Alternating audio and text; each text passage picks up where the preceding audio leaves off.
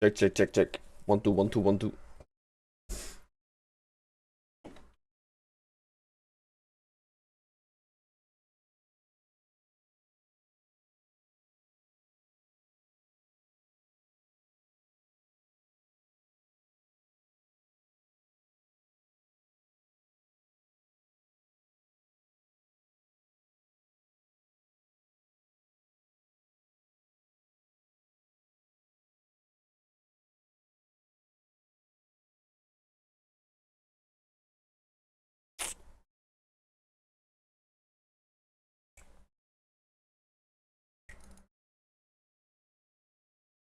How we doing, chat?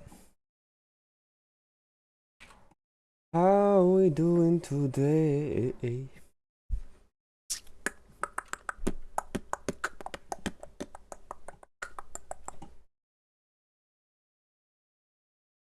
Wait, where do I check that? Analytics? No, research? Wait, what? Oh, Demons, no, stream summary? Discovery?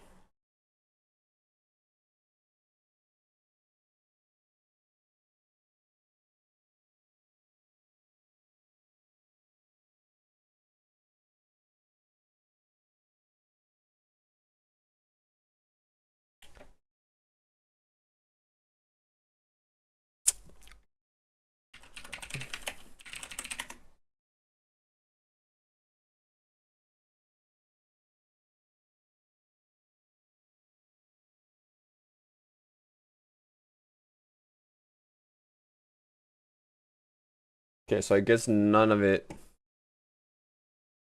None of the tags. Boom. Boom.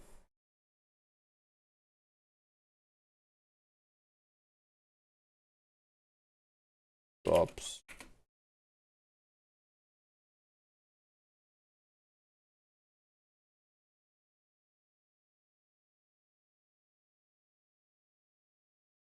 Or just keep it like that. Frank.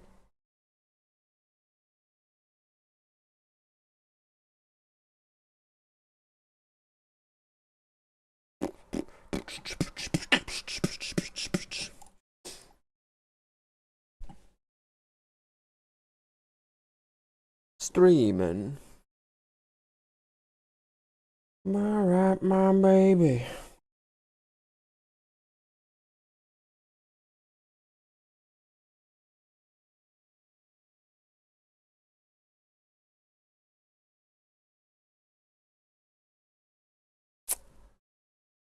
What's a good Max Brown? Oh, this was a long time ago. Bro, I've been hooked with Sam Barber, chat. Paramore, Loveless.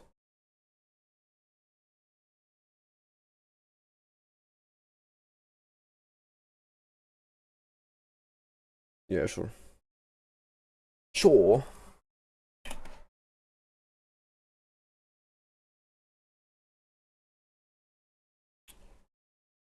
What's up, Linus? Low.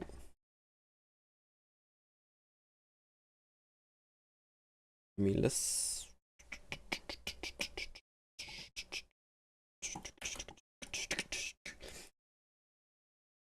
How you doing? How's it going? No. Entertainment. Guess we'll keep it like that. If I put that one there, and I do that, ooh, I am so smart, chat.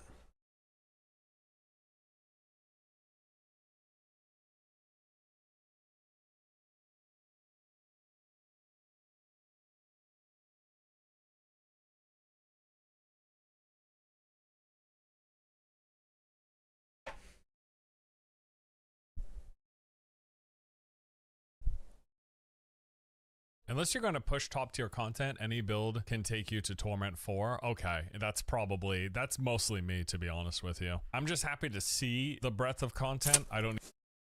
In 2 days, chat. On Tuesday, need to they see dropped it at the Diablo. highest difficulty. And what inevitably happens to me whenever I play pretty much any ARPG is I go through that cycle a few times of And I want to play getting it. stronger. Will I be able to play it this stream it on my...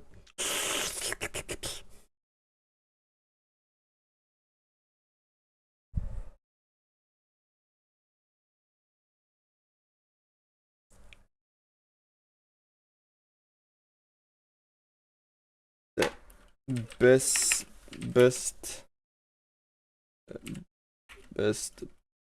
gaming budget PC 2026.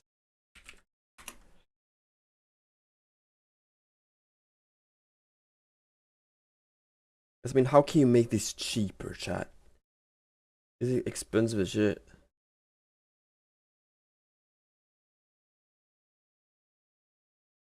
My landlord is 2 weeks away from developing a nuclear weapon. God damn. That's sick.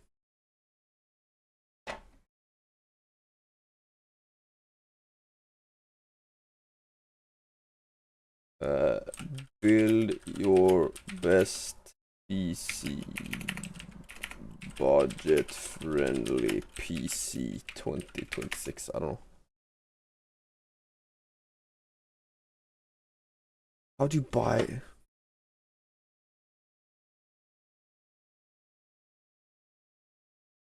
PC parts explain how to build a PC.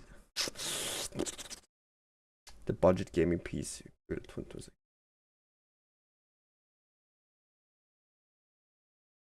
I like this dude. I mean, is it?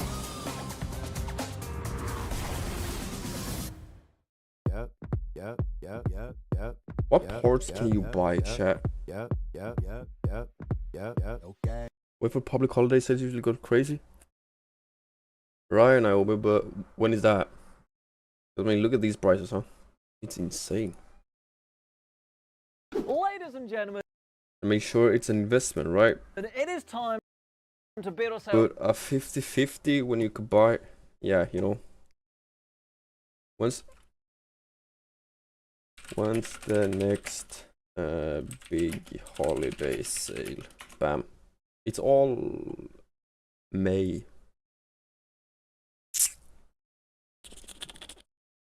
Yeah, but this is not. I know. I mean,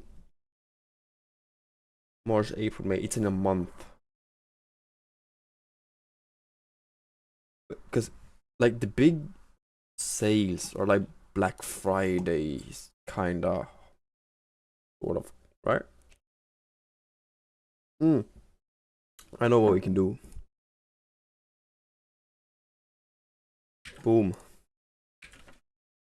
Best budget PC with, and if you have the patience, Black Friday has the biggest. Bro, isn't Black yeah, I know Black Friday is in November, right? Yeah.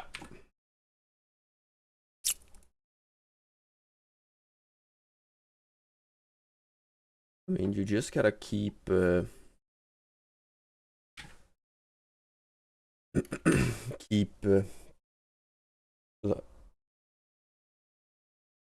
updated, right? The per balance or the game PC build gameplay benchmark. It's an ad. I don't want to watch an ad.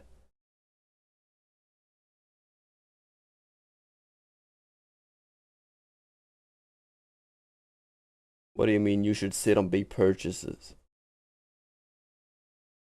By sitting on big purchases, you mean like take a step back from it, or you mean think them through? Kind of what you mean, right?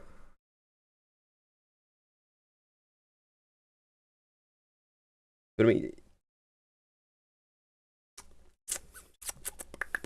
take me for example. I'm inexperienced when it comes to all of this, right? Don't really know much. So building one way compared to another way. Like which, you know? How do I? Just nu, 15 kilo gräsmattegödsel för... Like for example, surely I don't need this processor, right? Surely I don't need this RX 9070 XT, but I want it because it's a better investment, right? I don't need it. I might, you know? Yeah, think things through. Right, yeah. För 329 hos granngården. I mean, I remember back in the days when the computer I have now is a 1070. GeForce 1070. And I think I built that one for 15 to 17 back in the days. Now the prices and all have gone up. So my computer now is pretty much, I would say, this one. If not, this one is even better for that amount. Let's say, boom, boom. 2 sec. What is this? It's 23k. I'm from Sweden. 23k. And the prices and all have gone up, which kind of similar, I would say. In today's video, I'm going to show you guys how to build one of the best gaming PCs you can assemble right now. A system powered by AMD's RX 9070 XT, arguably the best all-round 1440p and 4K GPU for the money. And I'm really excited to be doing so inside of a case that I've actually not got hands-on with yet. Fractal Design's immensely popular That's an ugly 3. case. So it's time to see what all the hype is about, whether this case No, $2.3 dollars.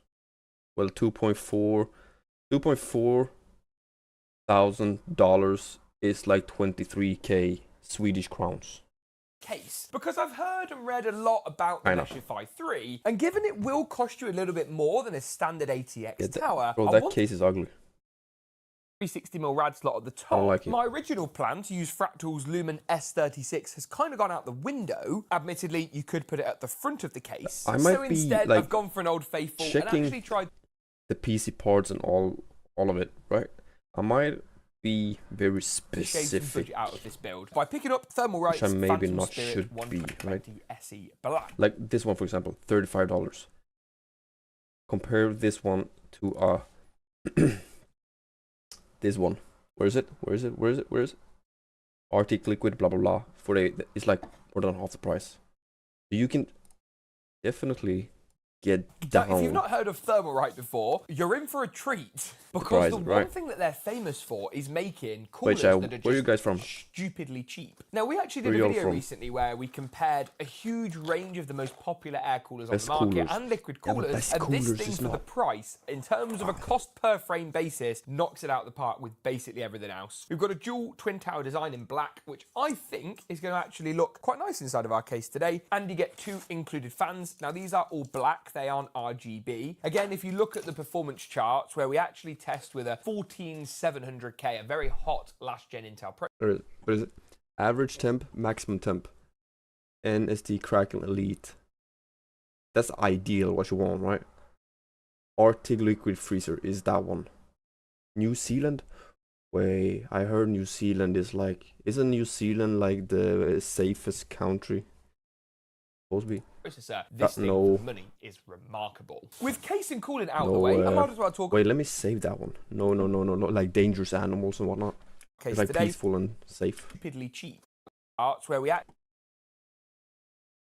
Print. Can I control A?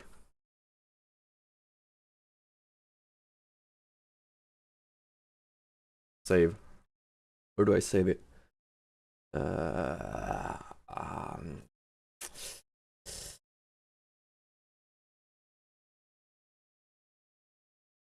Downloads, short document, PC, pictures, videos. New computer. Liquid top coolers and fans for computer. Bam. I think you can just spending big on something you'll get good use out of. I hear you. That's like the plan. It is like a big, great investment. It is.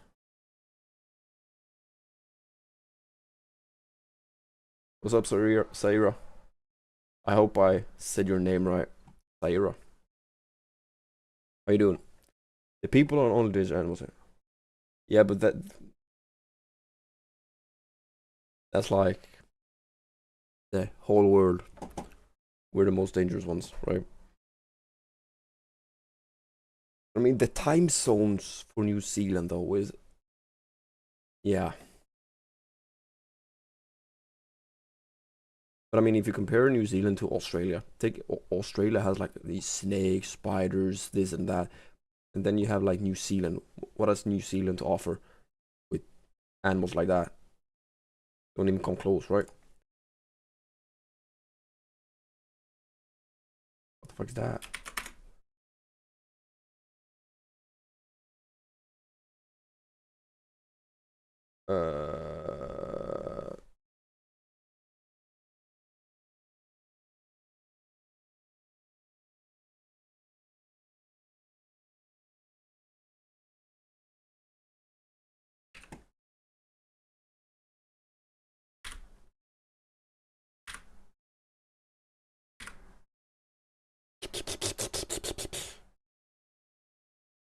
There it is.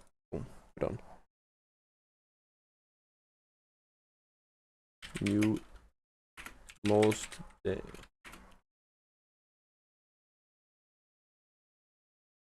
Five facts about New Zealand. I just got curious. 10 facts. No snakes. We got orcas and occasional shark. Yeah, but how often? Yeah.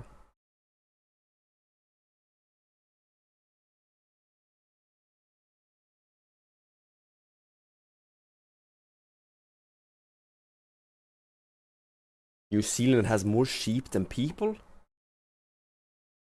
Has the steepest road in the world?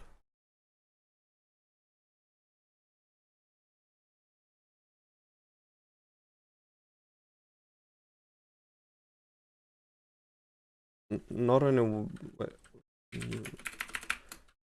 Most dangerous animal on New Zealand. Bulls, wild pigs, and horses. Why is that? Is it because New Zealand has been like careful with importing things that... I don't know. It's interesting. New Zealand's one place you should... Most of the land here isn't habitable. Really? Why is that? Sacred land? Ah. Actually test with a 14700K, a very hot last gen Intel It's like the processor. country This itself thing is really like is careful and remarkable. aware of what With they case do and with cooling it out of the way, I might as well talk about the power compared to supply the as older well world. before we move on to the interesting stuff, the GPU, the CPU, Which etc. is good. This right here is the Corsair RM750E, which is actually a fairly unassuming looking power supply that's actually going to be perfect for the build today. The 9070 XT recommends a 750 watt PSU, which this obviously is, but the great thing about this is that Corsair I mean, chat, is it a good thing to like...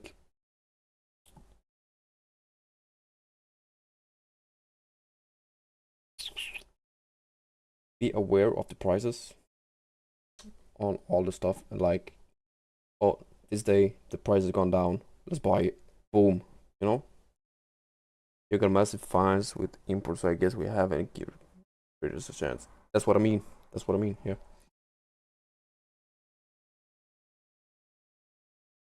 Do that. Let's do platinum.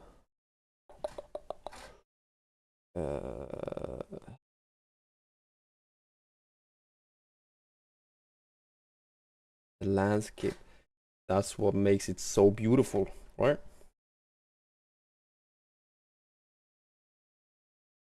Oh, this is a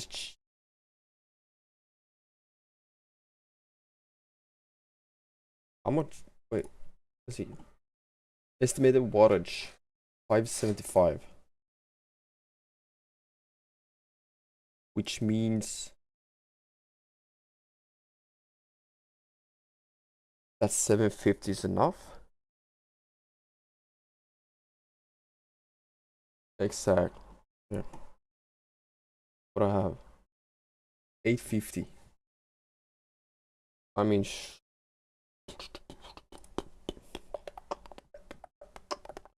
650, 850. It's gold. All Corsair.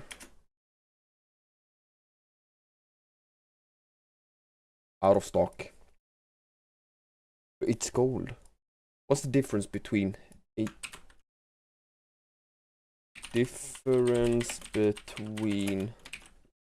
power supply and platinum? Platinum supply is efficient, with platinum units being roughly 2% more effective at converting AC power to DC, produce slightly less heat and saving minor amounts of electricity bills. Okay, so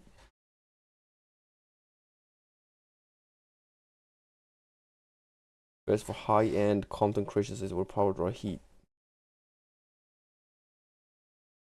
Okay. Interesting. Really up their game with the cables. You actually get. Wait, one more thing. If the estimate wattage 50 on computer build, what preferable power supply do you want? Bam. Or the most preferable choice was units. That's too close. So you only need 750 for upgrades, overclocking. But if you, so it depends. If you get a 750, that's safe and efficient for the build, then you maybe want to upgrade this one and the components. But then if you get good components and you got this one, then you only need to upgrade like the components. It's like, yeah. Get these really nice. Have you gone in store and asked Xeric about what you want to do? No, I have not. The GPU and the motherboard power. This is just like as standard out of the box, all which is really rather nice. You can see these cables are going to my match mind, the theme I'm going for trying today. to learn, I've done loads put together of white what I builds on think the is channel good and recently, what I so want. having a black theme build is going to be quite nice. The good thing as well about I don't this power really know supply what I is it is want ATX except for 3.1 a and good PCIe investment. 5.1. So if you need the new GPU power connector, it is actually going to give you that, whereas some power supplies won't do natively. Ironically, I don't think we actually do today, but it's still good to I want a good Moving on then to some of investment. the more interesting components, and I've already mentioned AMD's RX 90 And something affordable. but I haven't spoken about the CPU, AMD's Ryzen 5 9600X. When you look at the 9070 XT, in my opinion, you've got a couple of It would different help options. a lot if I knew, for example, like the gens and what these numbers stand for and what, like for example, motherboards. You can either go a bit more high-end, are go capable for a and, 9800X3D or last gen 7800X3D. That's really beneficial if you're gaming at 40, I don't even know how to 40p, explain but it, a but lot at 1080p too, where you're more bound by a CPU bottleneck. But actually, in this build, I'm going for all-round 1440p I just and know that 4K gaming the performance. better I made a video components, recently talking about the is longer you NVIDIA's can have it, 5070 and the better Ti investment it dead? is. And you can go and find that video in the cards now. And what that's all about is the continual driver optimizations for the 9070 XT. Well, I might have some Make it friends better and better. and like Now, some looking at the people numbers, in you my can family see that how this knows GPU a has lot improved since about launch. this stuff. In Indiana Jones But and the Great Circle, I haven't it beats out the RTX gotten to that 5070 point yet, Ti. right? Because I want to try to figure stuff out for myself and learn. You know, Numbers, and you can see this is it. Like, boom. Like looking at these charts, it like gives you the full how view on how much better this one is than the normal.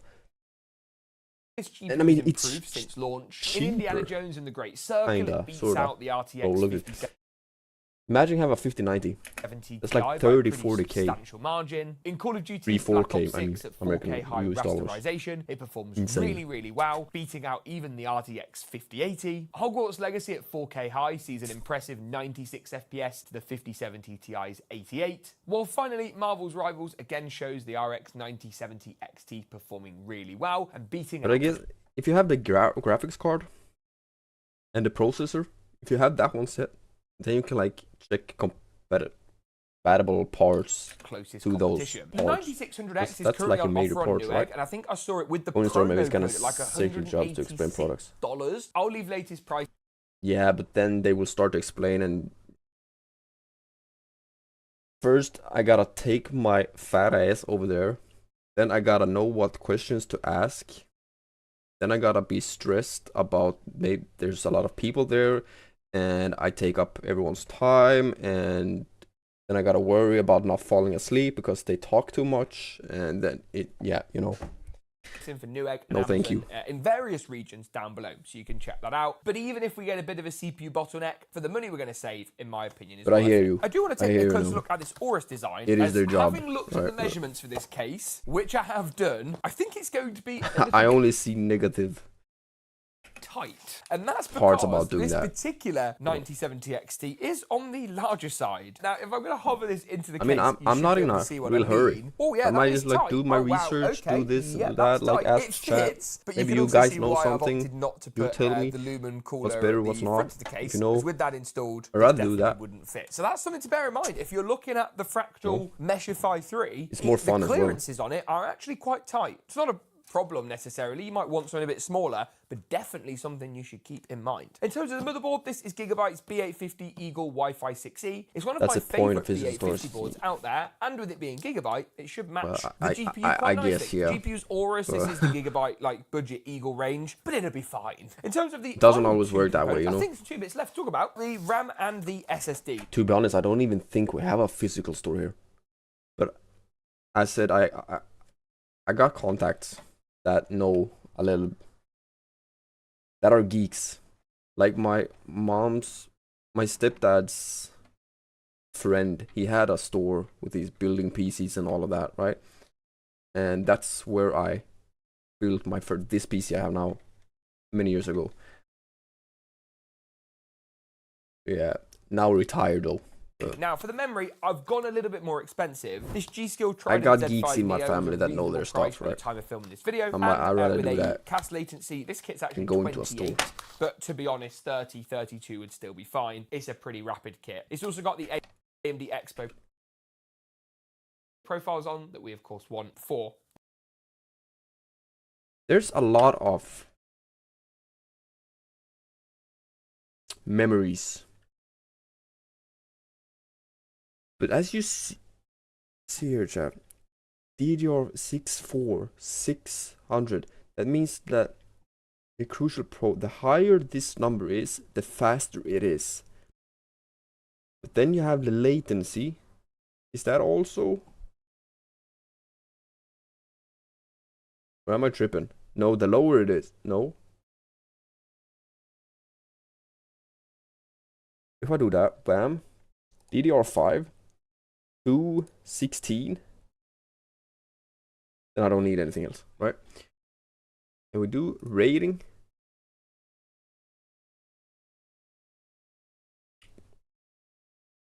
Let's compare. Do you want latency? Love a gay, call up the stepdad for stream comp. Nah.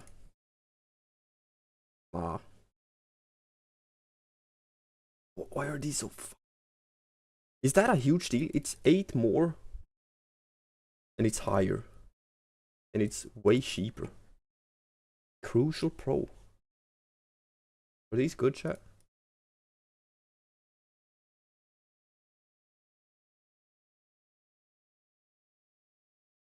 Patron?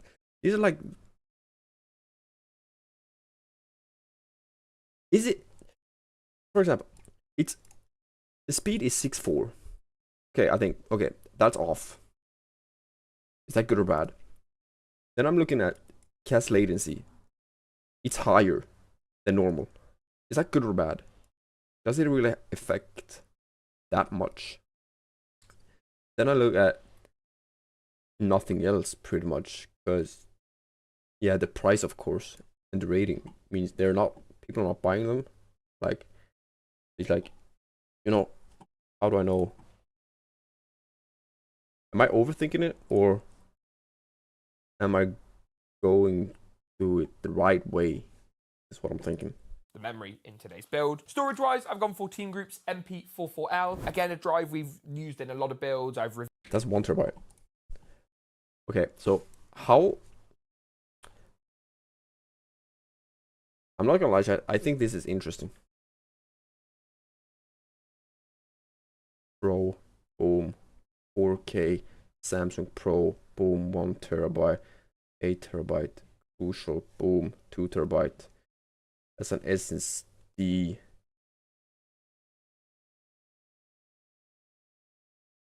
Okay, so you want SSD? I rating.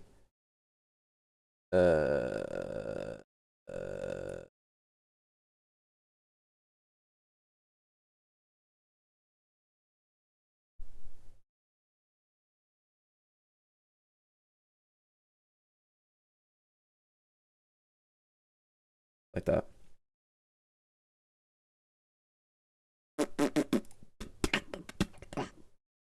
Gigabyte, 1 terabyte, 2 terabyte, Acer.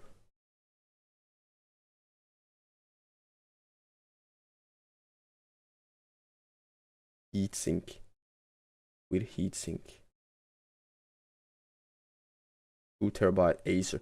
Like, there's names never ever heard about. Gigabyte. Like, what's the difference? What is that? Cache. 2 terabyte. Like, what is that? What is that? Because then if you want a 2 terabyte SSD, you might just well buy this one. Like, what's the difference? You save like $100, no? Like, small things that adds up, I guess. And always really rather liked it. This particular model here is, I believe this is the 2 terabyte, 1 terabyte? 2 terabytes, that's good, that's the one that I wanted. This is gonna cost you around that £100, $100 mark. 2 terabytes for me is about where you wanna be. 1 terabyte just fills up far too quickly. We're actually thinking of offering this build over on geekpc.com, which is our UK pre-building company. And on all of our builds over there, you can pick your storage, so you can have higher equals more space, I'm assuming, so you'll need to spend more on other parts. Fancy.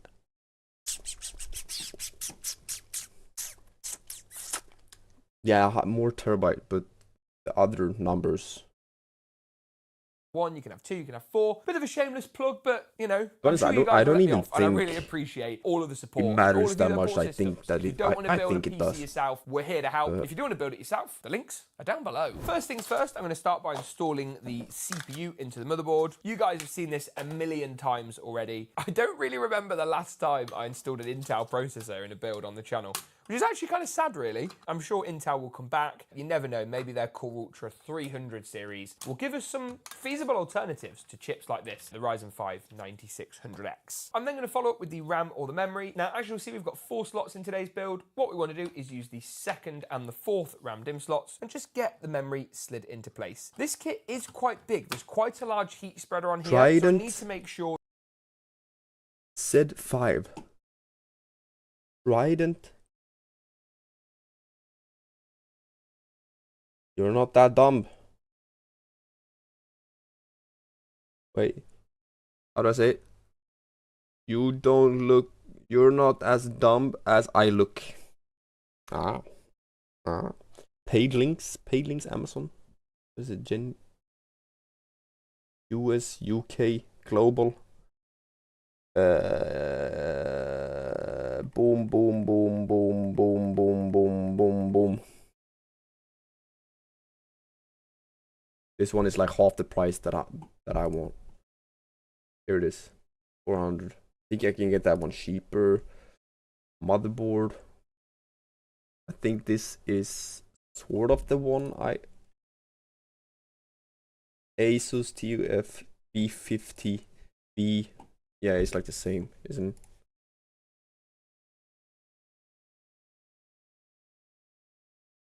And I got USB-C as well, which is perfect. Yeah. How much is this one?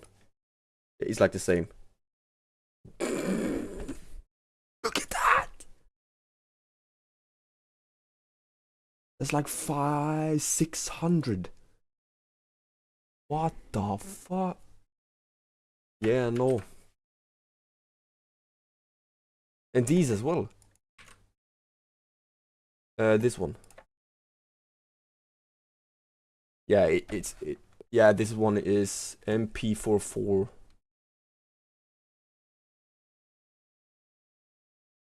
Yeah. And this one is more expensive than what I can get it for. It's... Yeah, chat, those parts are more expensive here than they are over here. So I don't know what I've done to make this one this expensive. Oh, I think it's the processor. That's 2K. Either way. That with the cooler, that's not going to cause any problems. We may have a last minute memory swap. Changing the cooler in this build from the liquid cooler to the air cooler kind of thrown off my other parts. Yeah, I guess you'll have to I never heard of stay liquid tuned cooler. to I won't find out. Saying that never works. I'm going to install the SSD into the top slot. It's toolless. This is so easy. Look at this. You just slide it in. There we go.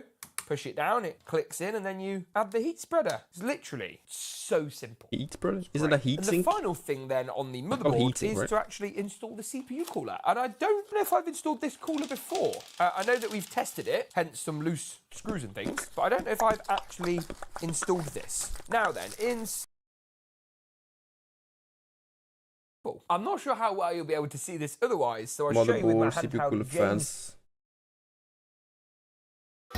At this point, I'm going to put the cooler fans on. So let's do the middle one first, because we know there won't be any problems with this one. So we can get that in. Probably going to offset it slightly, just so that this one doesn't look weird. And then, oh, this is the bit I'm nervous about. Is this going to look okay? So that's about the maximum it's going to go on. Yeah, I think that looks all right, actually. Maybe. So here's the thing. I think it looks okay, but I think it might look better with that other memory. So let's try swapping it out for a kit of non-RGB Corsair Vengeance, which is a lot lower profile and going to cause no problems whatsoever with fan interference. It's a sad moment, really, because I really like they're this too big, memory, but it's got to be right, you know. It's got to look proportional. Yeah. I think that looks better. I think we're going to have to go with that. These fans are not completely straight, so I'm going to have to just kind of keep tweaking it. I mean, just do you want... And I do want to show you guys as Do we well want how I wired these fans up, so you can see.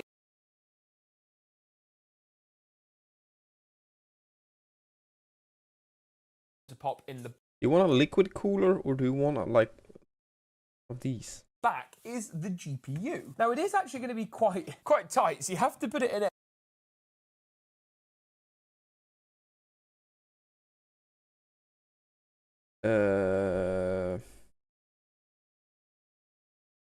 Where is it? Where is it? Where is it? Here it is. Pause. That's 88. That's not bad. But it's like, no. The difference. Wait, I got. Let's search up. Cause I got computer. Oh, cool. This one.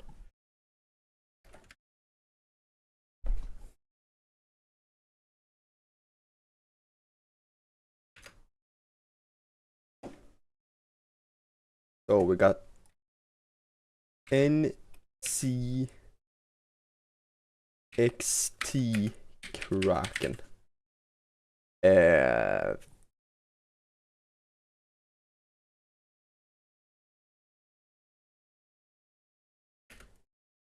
Elite 420. Okay, no.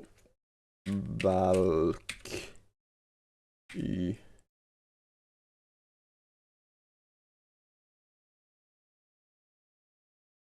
doesn't. Asus ROG R. Okay, that is expensive. Corsair IQ Link. That's also expensive. And then you have Lian Li GA2.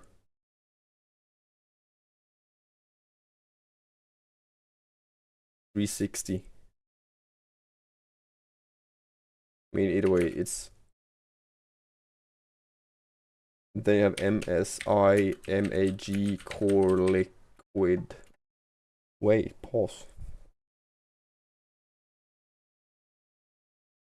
This one is in the same.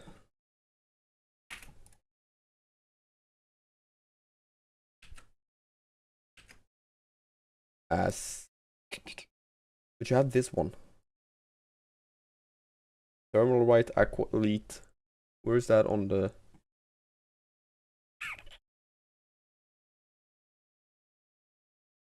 Nah. I mean. Anyway, chat. There's you can finesse a little bit the prices, and I feel like you gotta go in there day by day and actually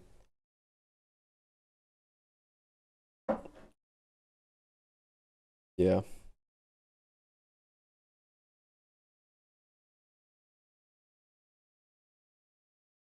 Wait, Speed is doing his tour, huh? They started vibing when they heard a beat drop or die. Deluxe. Who's y'all's favorite artist, chat? Agent just rocked Pokemon's cat. I'm so like, I don't want to disrespect her house, you know, but like, just know like if you bring up that nigga's name in the AMP house, things are breaking. Like we don't care in the house, you know, like. Andrea? Things like nothing stays calm after like those are. All right. My cat. No shot did. Yes, it did. I swear to God. What are the odds of that, dude? Baby, you scared her. Kobe. He said, I don't want to disrespect the house. Boo-boo at the cat. What the hell? Oh, Mimi. What type of food is this? She's actually. Meat. Poison.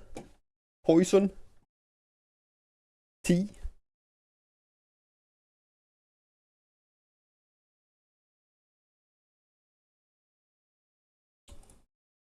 Wait.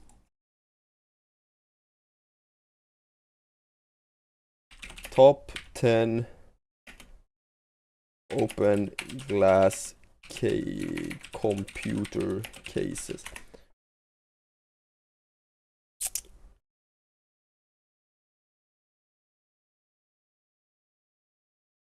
I mean, I think you can't be.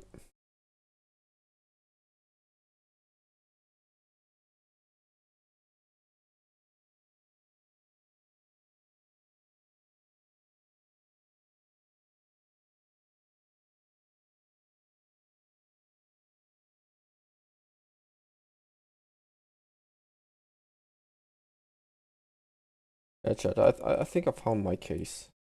This one. Yeah. Most open. Yep. Never mind then. What? Clav had to end stream after Kick Support sent him a warning for having Circa on stream. Hey there, Clav. We hope this mission finds you well. We're ready to kind of ask for a moment of your time to check your emails inbox. Thanks for advice. Yeah.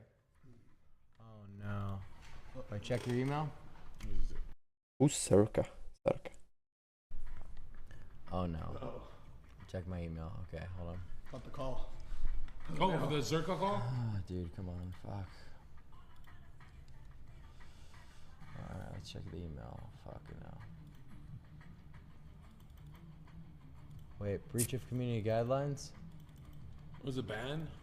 Ah, Eddie, come on. You know what? Then we're gonna end the stream. XEO Eddie reveals gambling content made Great stream is fall of hurting the watch hours kick growth. Why is pirate on? One of our Fucking with pirate. With pirate.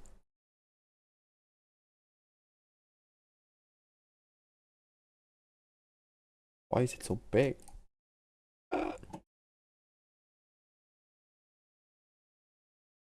Chat, I'm thinking, do we jump in, play Overwatch, or do we play a little bit of Wait, I want to check out Diablo 4 content.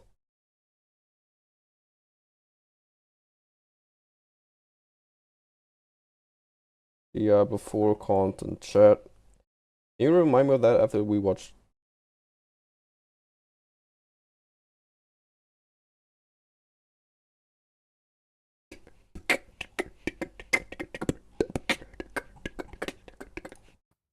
Jag fattar. Räntor är kanske inte det roligaste. Men att betala mer än du behöver, det är faktiskt värre. Jämför räntor på... Oh, I was not expecting you. What's in my fridge? Pass Skyler. I'll show you what my fridge and my gym looks like.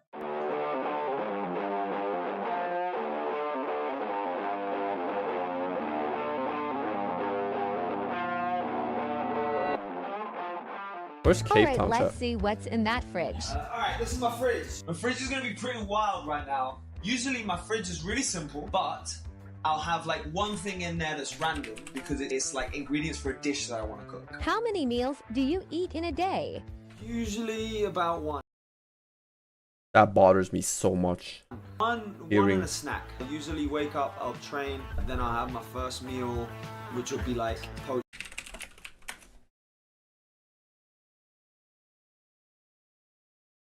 Lord of Hatred.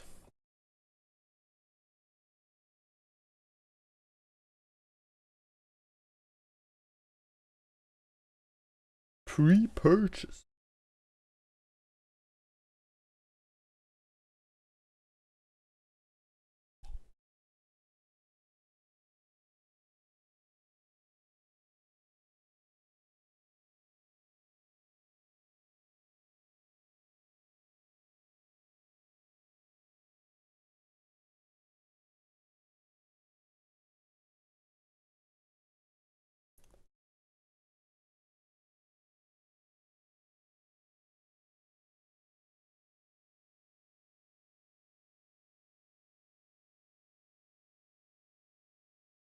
Wait, yeah, Vessel of Hatred, Lord of Hatred.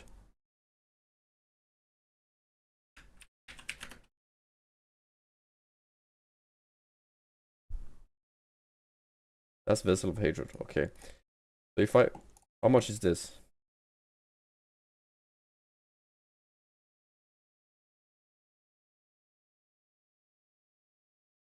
Purchase a...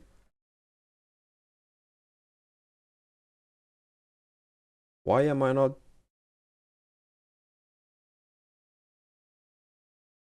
Gap 4, H...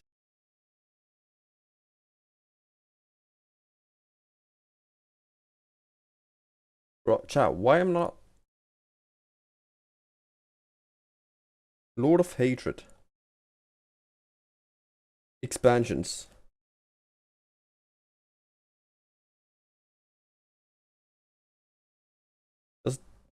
Does that mean... Because I don't have Vessel.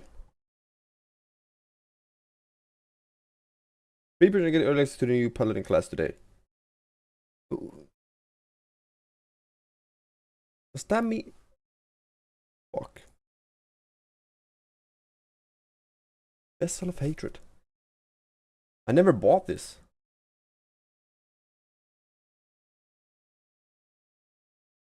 Does anyone know if do I need to buy Vessel of Hatred and Lord of Hatred to have everything, or is it fine with just getting Lord of Hatred and I will get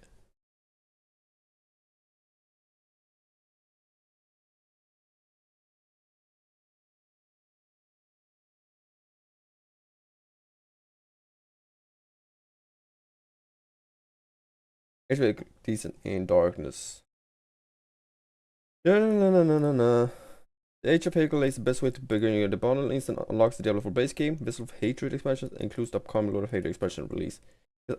I have no interest in. A bit of latest card. Let me unlock more. Okay. So if I buy that, I can't. Because I already have it. Right?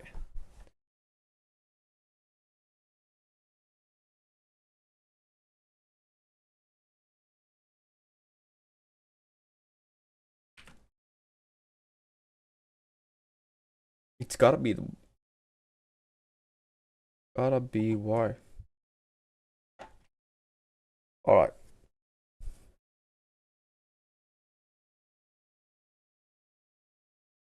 Learn more. Mephisto! Yeah! Campaign summaries. 2 new classes. Wait, so why people are playing Paladin is because of this expansion? Yeah, it's gotta be right.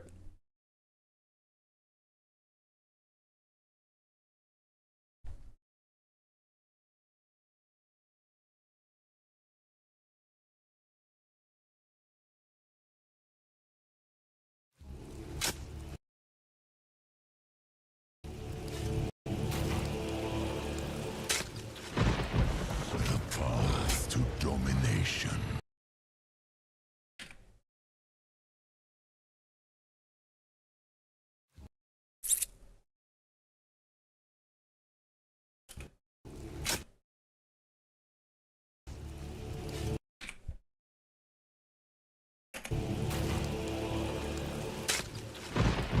The path to domination is paved with the souls of the willing.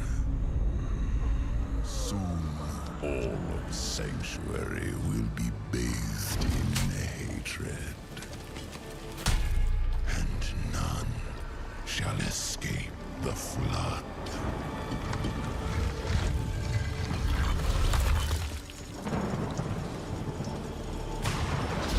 Mephisto, you shall darken the world no longer.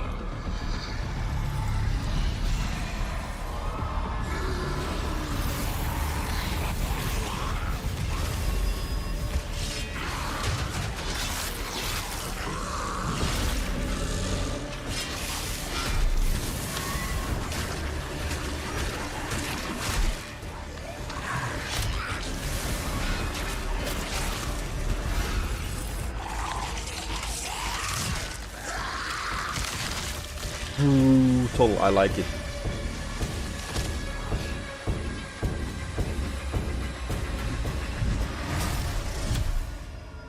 There will be those who believe that they alone can stand against the inevitable.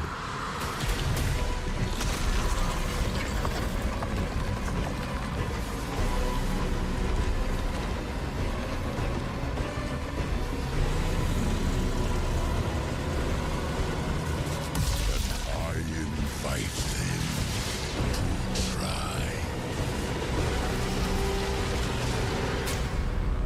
Badass. That's freaking badass. You would have no. You can't tell me otherwise.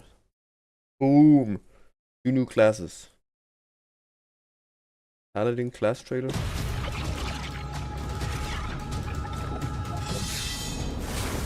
Okay, what the frick is...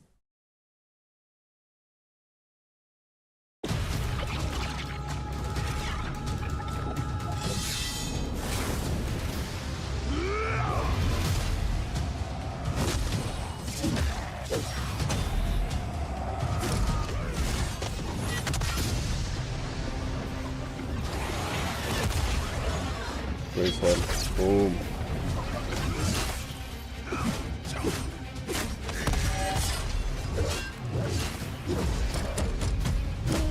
Shield bash.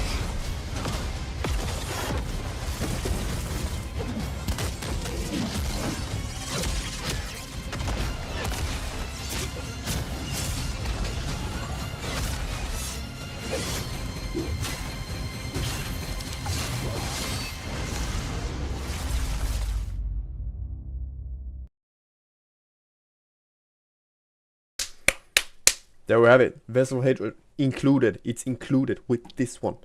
I got my answer. Why was it so freaking hard to find that? Holy Warlock.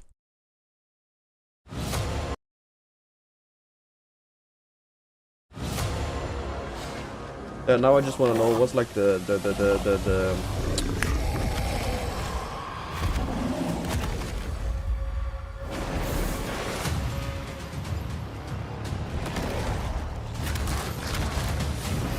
like PC requirements.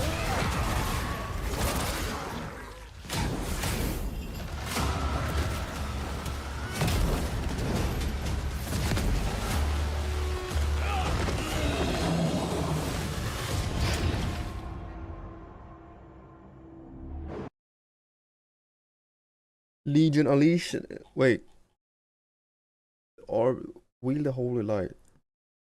Then it appears form of light, ascending angelic form, gaining high divine speed, righteous clarity, multiple flows. With your faith, unrelenting fury, so rushes headlong into battle, river favorite the Judgicator rain down celeste punishment from above.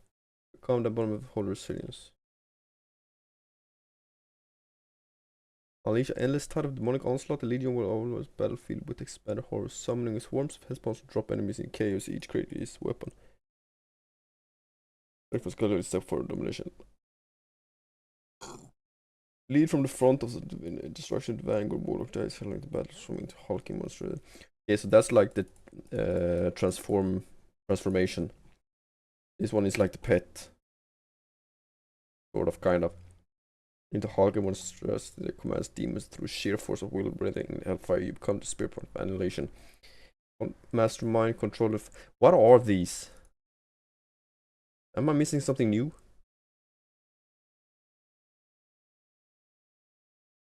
Control the fight from the shadows. The mastermind expert precise dominion over demons and enemies alike. Manipulating the battlefield through fear, especially in the color of distraction. Mastermind and Legion goes hand in hand, huh? Ritualist weave through forbidden rites, advice ritual. Spells, right? Payoffs.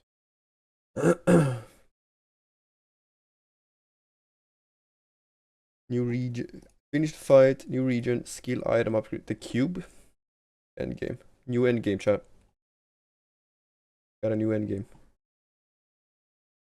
Major updates for all Diablo 4 players.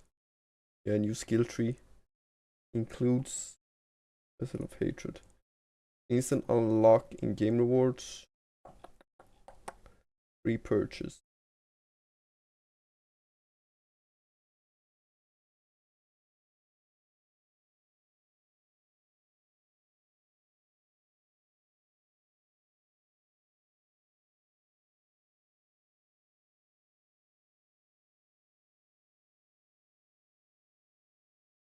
Free of Hatred Standard Edition instant lock Paladin early access Diablo along the first expansion Vessel of Hatred first.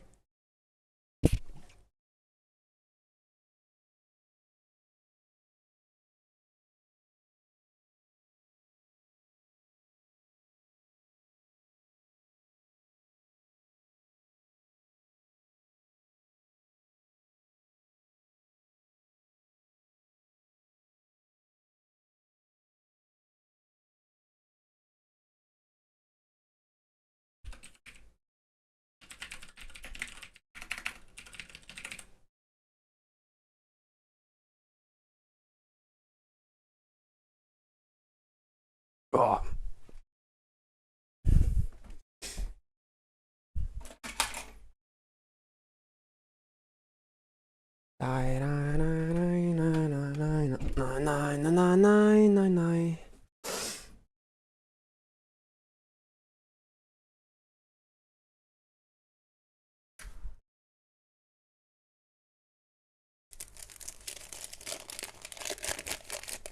Okay, that's my earrings. What is this? Something from the job. AI file JPEG. Save that. What is this? MG code slicer 3D. That's how it works. Will I ever use that? I don't know. It's like my truck card. I need that. I don't need that anymore. No. Oh, much more space.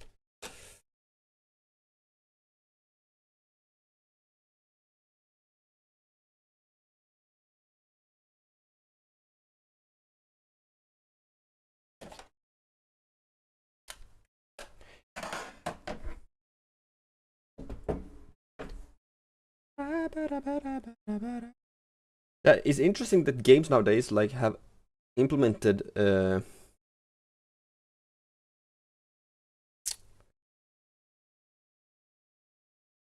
different payment options. Like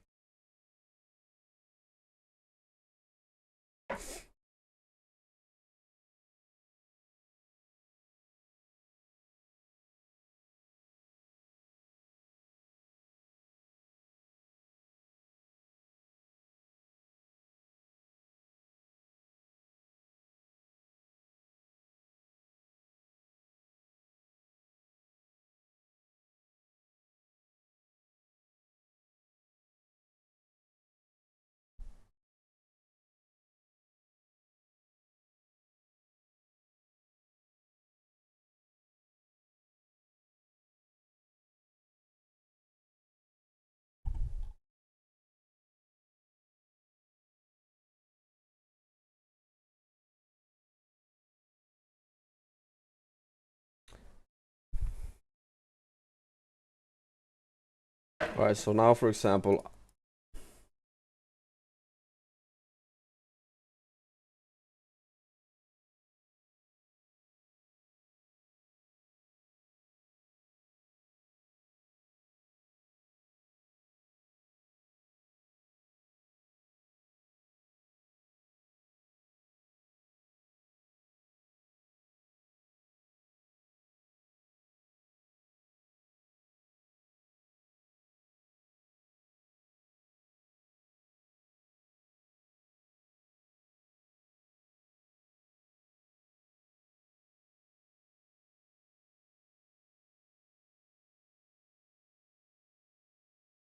how the fuck did that work?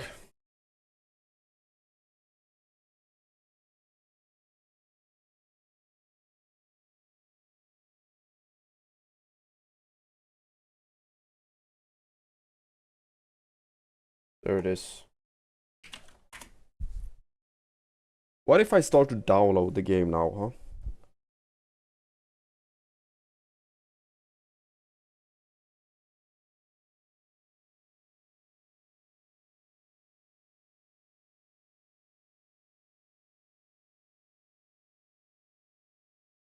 Says I bought it.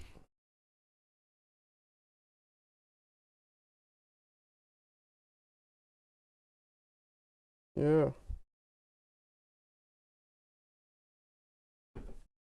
Let's see in 2 days, I guess. Let me. That I'll be back in 2 sec.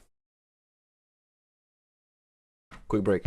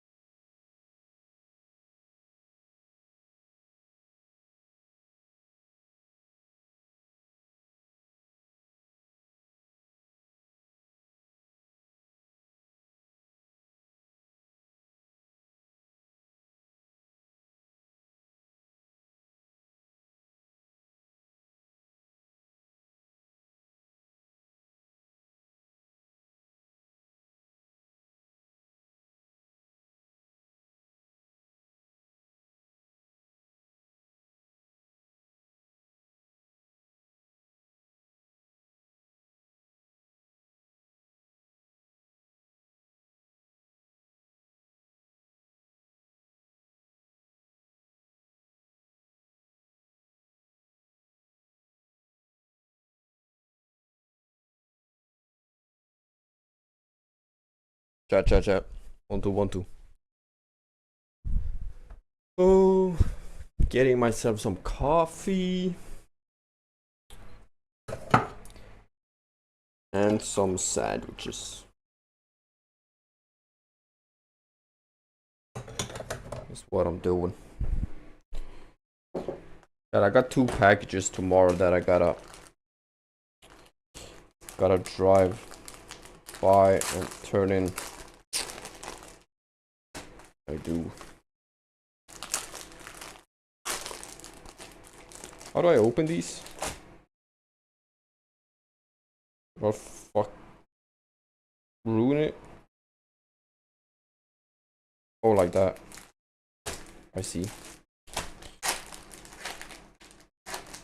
Boom. And same with this one, I assume. Yeah, I like that. They've done a great job. Perfect. Then we got the cheese. Boom.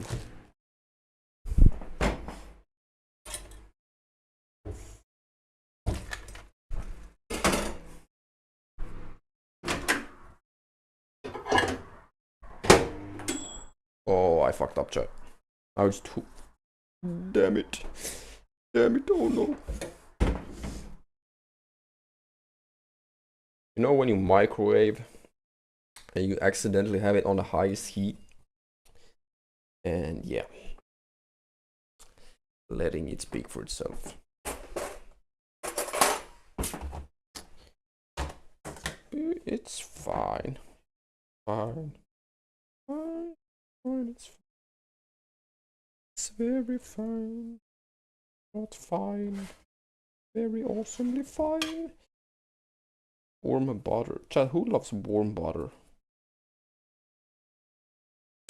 I sure don't.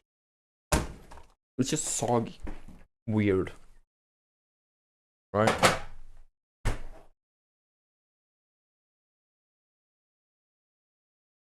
Feel me?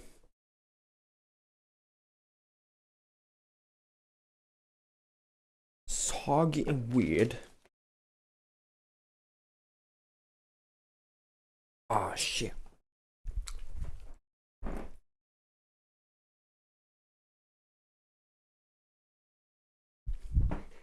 Who's it? Ah, shit. Here we go again.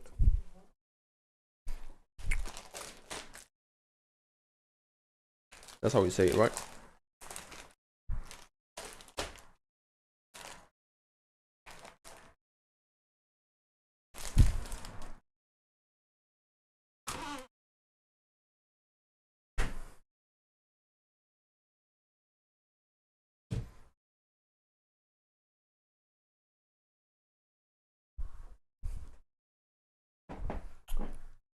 Diablo 4. That if you find like system requirements somewhere, somehow, please let me know. Because I want to know if my computer able to handle like all the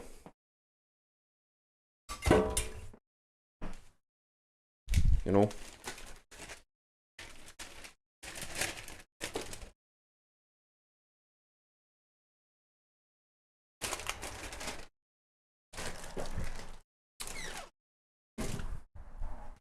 There we go. Boom. Boom. Oh shit. Here we go again. Boom.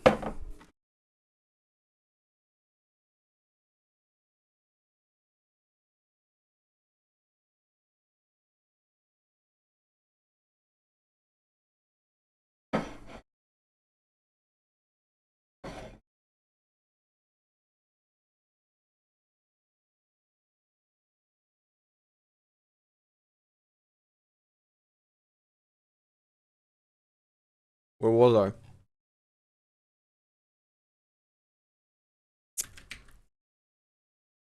Did I even? I didn't, right? Here we were.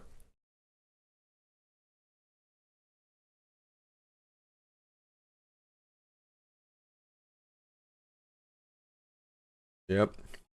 Yep. And we stopped here. Okay. Gotcha.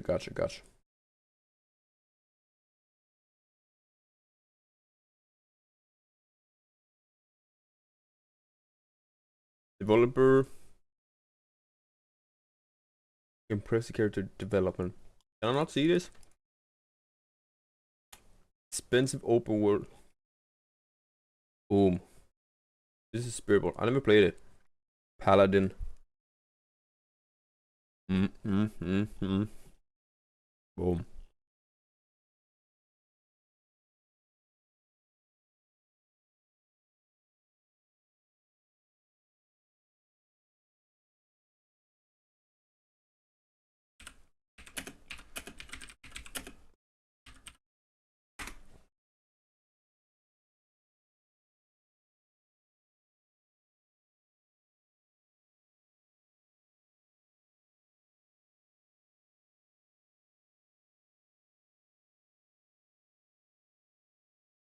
Yeah, this is, yeah.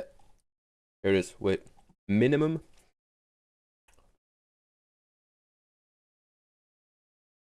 I think we're fine.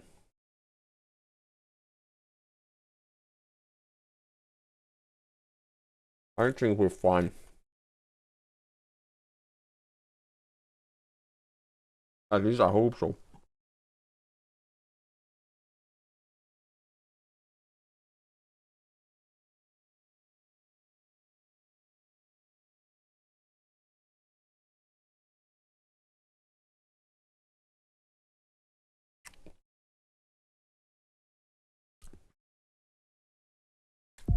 Did we see this one?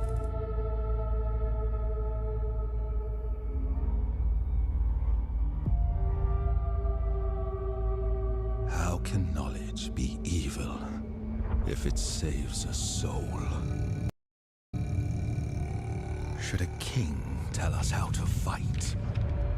The church, they uphold the light while we die in the shadows. I denounce the light. I now seek power in the primal, salvation in unholy scripture. I am a heretic. I break the bones of the damned. Build altars of blood to call the darkness.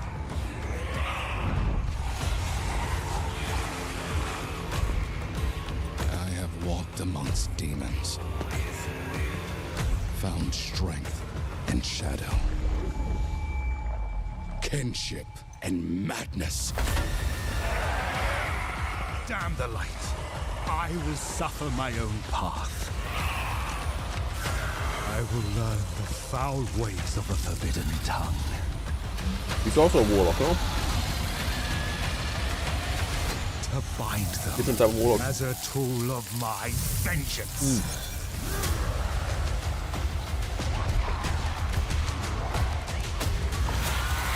Brand us traitor, outlaw, warlock.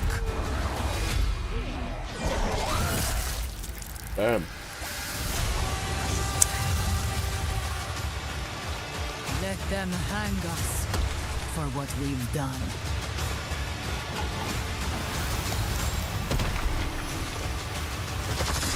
But when darkness comes for us, it will see hell screaming back.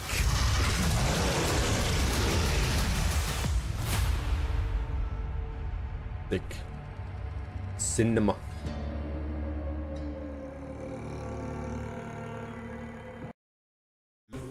Prova en krämig ost och skinkpaj eller någon annan av Felix goda lunchrätter. Gameplay? Gameplay? You say gameplay? Hey everyone, thanks for joining us for the official Warlock Deep Dive.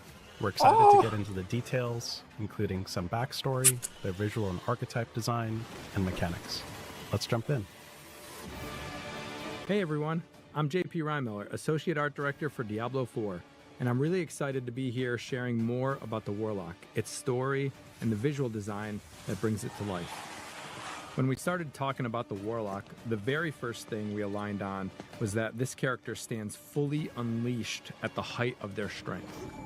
Warlock is not a clean hero, not someone who's throwing fireballs from a safe distance and walking away like spotless, a mage, but rather a dark caster who's made a very conscious decision to use demons as tools. The Warlock emerges from the shadows as a practitioner of forbidden arts, shaped by the dark legacy of the Vizrai, haunted by demons, burdened with infernal insight, and feared by pretty much everyone. They have a presence about them that takes over the room. They've been through so much and have so much power that you both want to run with them and are scared of them. They've come from a really corrupt history. They've seen hell up close. And because of that, the way they summon demons isn't elegant or ceremonial. It's violent. You're ripping something out of hell against its will and forcing it into sanctuary. You don't always know what you might get, and that struggle between this dark evil and the hero you are is core to the fantasy. What I love about the Warlock is that they sit right on that line between hero and something a little more dangerous. They're trying to save sanctuary, but they're willing to do things that no one else will. There's no regret about collateral damage. It's very much, I don't have a choice. This has to be done. And we wanted that to come through not just in the spells, but in how they move, how they stand, how they occupy space. They can take a hit and hit back in ways we've never done before in the Diablo game. That's really the heart of the class. You're asserting dominance over hell itself, and everything about the Warlock, narratively, visually, and mechanically, reinforces that idea. When we were figuring out the visual direction for the Warlock, we knew pretty early on we didn't want them to feel like a traditional fantasy caster. No flowing robes, no pristine silhouettes, no fancy elegance. The touchstones we kept coming back to were rebellion and metal. That feeling of someone who's been through hell. The art, man. And came back changed by it. Whoever Visually, we wanted the Warlock to feel intimidating. To be honest, a lot of that inspiration comes from metal music culture. It's loud and aggressive, and that idea translated really naturally into how the Warlock moves, how they cast, how they carry themselves. This is someone who's walked the edge for a long time. Like if someone microdosed soul shards until they found the right amount. So we leaned into the color vibe of working in a machine shop and having the oil and dirt on you. There's grit in the materials, texture in the surfaces, and weight in the way everything hangs off the body. Nothing feels ornamental for ornament's sake. They're not trying to look heroic. They look the way they do because that's what surviving hell does to you. Everything visually is there to support that story. Layered atop this is a visual design where strong demonic colors of VFX intertwine with physical motion that sets the stage for their lore as a caster, who bends demons and infernal forces to their will, giving the class an otherworldly presence. There's a unique aspect to how we crafted this hero. Character art was a huge part of this class from the beginning. With so many assets needed to be created for the demons, we had to work closely as a feature team to pair all the visual elements of VFX, animation, and character art to help make the demons feel a part of the class in a way that succinctly flowed through the Warlock's visual design. With a balanced approach to animation and VFX, the demonology, shadow, and fire bring that raw, unfiltered power to life in the Warlock. Every moment is deliberate, heavy, and echoes the physical toll of wielding hell's energy. When you cast, you're forcing something into existence, and the visuals match that intensity. Our effects team went all in to make Warlock feel unique, with a strong identity rooted in danger. Summoning demons is an eruption of hell-forged energy, fire, and twisted light. We wanted the VFX to accentuate the animation with a focus on feel and movement. That's why when you see the skills, they are crafted with aggressive shapes and relentless motion. Whether it's tearing open a portal or binding a demon, slice and dice. you always Bam. get a sense of chaos Douche. barely held in check, and the battlefield transforms with every cast. Gameplay overview. Warlock Very well. is a willpower-based class, focused on dominating the battlefield. They use two different resources, Wrath to bring chaotic destruction, and Dominance to summon powerful demons. To define the Warlock as a class, we focus on what it will empower players to do, and how they will interact with the world. First, you create. You're constantly bringing things into the world. demons, demon parts, manifestations of hell. For example, you might command Fallen to path through the environment. Or you might block off areas with Wall of Agony, actively shaping the battlefield with your summoned creations. Then you control. A lot of your power comes from deciding where those demons go, how long they stay alive, and what state they're in. You're controlling the battlefield by positioning and commanding demons while locking down enemies. This is where Warlock is really able to flex its willpower and feel a sense of deliberate domination. You could order the Tortured Wretch to taunt foes into reckless attacks, or direct the Profane Sentinel to blast your chosen target. Every action is an announcement of your authority over the chaos you've summoned. And finally, you combo. Almost nothing exists in isolation. You're encouraged to chain interactions, summon something, modify it, consume it, detonate it, or use it to empower the next action. The system rewards you for thinking a step ahead. Kill both enemies and demons swiftly with bombardment, fueling Sigil of Summons to unleash the next wave of demons. What's important is that these layers feed into each other. Creating gives you options. Control lets you shape those options, and comboing turns them into a payoff. So the Warlock isn't just executing a single fixed rotation. It's about building a small ecosystem in combat, and then deciding how aggressively or how cleverly you want to collapse it. The core idea behind Soul Shards is really about transformation, saying, I'm not just summoning demons anymore, I'm actually incorporating hell into myself. With the Soul Shard system, you fuse a demon straight into your body. Picking a Soul Shard is the rulebook for everything you do in-game, shaping your powers and how you play from the ground up. You choose from 4 primary There shards. it is. Each shard represents a fundamentally different playstyle direction, mutating your character by stealing powers from hell and your bound demon. Each primary shard does 2 major things. First, it grants a demon. Each primary shard does 2. Casting a greater demon skill increases lesser demon skill cast speed by 25% and cooldown rate by 20% for 10 seconds. When 50 of your lesser demons die, your next greater demon skill cast matters. Major things. First, it grants a transformative playstyle passive that alters your core gameplay loop. That's how you summon demons, how you control them, and how you chain effects together. Freaking Second, sick. It binds a specific demon pet to you, directly tied to the shard's identity. Within each primary shard, you Wait, you have major. It's like glyphs. Major, minor.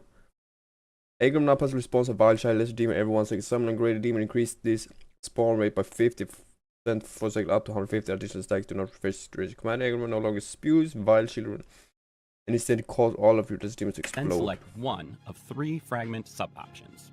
Fragments act as specialization layers.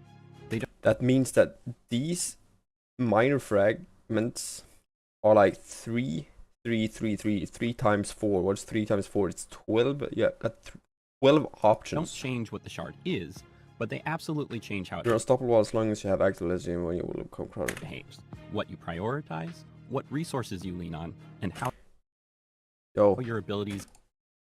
While enemy is eviscerated, your summon demons, prioritize them, and gain increased movement speed. Interact. The result is that the shards open up new and unique transformative options for how you interact with the world and your demons. When you see a warlock in action, you can tell what they chose, not because of a tooltip, but because of how their gameplay unfolds.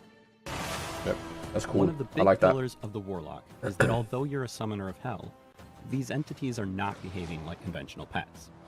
Most summons are temporary. Warlocks brutally discard them once they have served their purpose. But with a soul shard, you choose to persistently bind one of 4 powerful demons to supercharge your playstyle. With Legion, the focus is on biological demon generation. This demon specializes in spawning physical demonic bodies into the world. Mechanically, that gives you more entities to control, reposition, and chain together, which supports builds that scale through volume and chaotic pressure. Here you have the demon Agram, who embodies this chaotic approach. Using its spit command, Agram can unleash corrosive projectiles across the battlefield that burst into smaller demons on impact. As you command Agram and other lesser demons, their deaths fuel your power to summon greater demons. Every spawned lesser demon serves as a resource, amplifying your summoning potential and enabling more dramatic, high-impact plays. The system encourages you to continuously generate, sacrifice, and leverage these demonic minions, creating a feedback loop where the chaos you unleash becomes the fuel for even more formidable monsters to join your legion. Vanguard shifts the system towards mobility and frontline presence. The fiery steed Abodian functions as an aggressive, speedy means of closing gaps. It's designed for players who want to push forward, create openings, and apply pressure through motion. With Abodian's charge, the Warlock surges across the battlefield in a blaze of hellfire. That's like a pulling speed foes boot. along and instantly repositioning for the next attack. Mastermind moves things in a more control-oriented direction. The devouring shadow demon Lalish undermines your enemies and attacks on your command. It favors players who enjoy planning ahead and creating layered outcomes. Executing Lalish's Terror Realm consumes foes while cloaking the Warlock in shadow form, allowing you to remain hidden while issuing direct commands to your abyssal demons. This devastating maneuver lets you orchestrate surprise assaults, manipulating enemy placement and inflicting terror. The synergy between shadow That's form cool. and abyss demon control turns the battlefield into your personal chessboard. Yeah. Nice. Ritualist is deliberately different. This demon exists primarily as a sacrificial resource. You're siphoning power from it to generate bursts of strength, trading an offensive pet for spikes in your damage and efficiency. When you channel the might of Valak, you're tapping into a wellspring of forbidden magic. By draining Valak's essence, you can unleash empowered spell combos, like trapping enemies in shadowy confinement with Dark Prison before detonating the battlefield with Hell Fractures.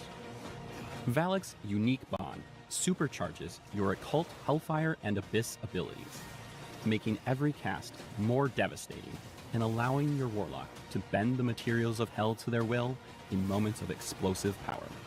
Hopefully you can see how picking your bound demon is more than just window dressing.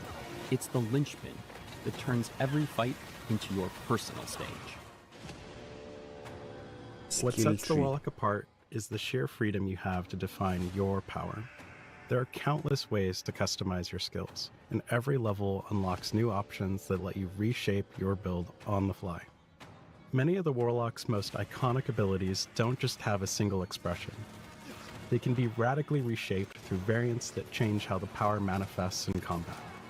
Each variant pushes the ability in a distinct direction, letting you lean into overwhelming chaos, precise command, or personal dominance. Whether you're amplifying demonic force, directing it with intent, or consuming it to become the weapon yourself, these variants ensure that every major summon reflects your chosen playstyle and reinforces how you want your Warlock to engage in the battlefield. Let's dive right into the Warlock skill variants. Rampage. You unleash a rampaging demon brute onto the battlefield, Wait. a living engine of chaos that smashes through anything unlucky enough to stand in its way. Abyssal Titan. The demon brute becomes an abyssal titan, larger and imbued with the shadows of hell. This is what you can You choose. directly order this brute to perform devastating leap attacks. Demonic Smash. You consume the brute's power, gaining demon form and allowing you yourself to jump into the battlefield. That's cool. Sigil of Summons. Perform occult rituals to summon additional demons. That's also Customize how you cool. perform this ritual and what comes out. Summon Succubus. Summon Okay. 2 greater succubi that inflict terrible, terrible shadow damage. Summon Hellworm. Summon a Hellworm that mimics your own demon summoning even more demons. Fiend of Abaddon. You summon a towering demon juggernaut, wielding a massive hell-forged greatsword that cleaves through the battlefield in unstoppable arcs of destruction. Abyssal Colossus. You may now order the same. Fiend to perform an enormous two-fisted smash that pulls in enemies. Vanguard of Flames. Is This these the Fiend is now ultimates? bound directly to you, moving with you and allowing you to charge into battle with it. This is especially cool with the Rampage Demonic Smash variant, since you can leap yourself with this Fiend attached to you. Yep. We're so excited for all of you to shape your Warlock playstyle with your own devastating abilities and unique variants. The options are as dynamic as they are powerful. Dive deep and discover the combinations that unleash your true potential. That wraps up our Warlock Deep Dive for now. Thank you to our incredible community for your ongoing passion and enthusiasm. Your Yeah. Yeah. First look intro gameplay.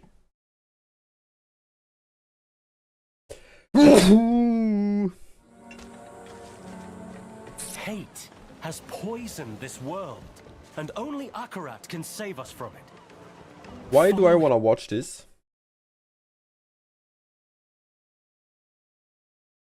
When the game drops in 2 days. Huh?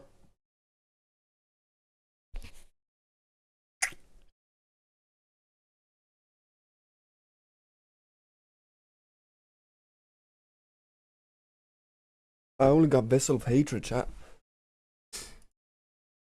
How do I...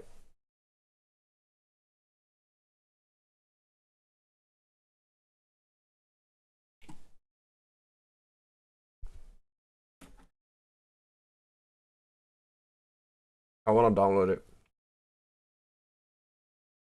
I want to download it.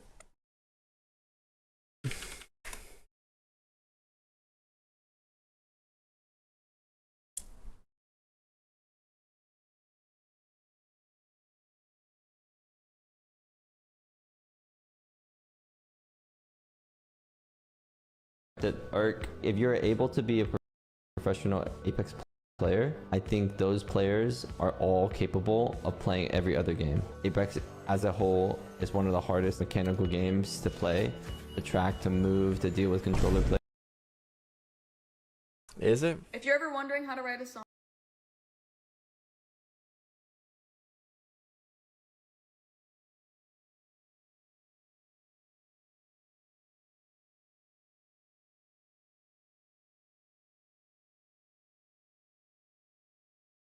here's how I write mine.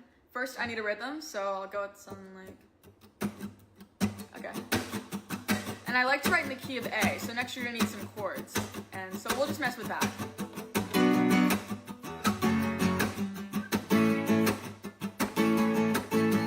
I like that. That's B minor, F sharp minor, A. Let's spice it up. A sus4 at the end. So now we got like the bones work of the song, but we still need lyrics and melodies, so just hum something, whatever comes to your mind.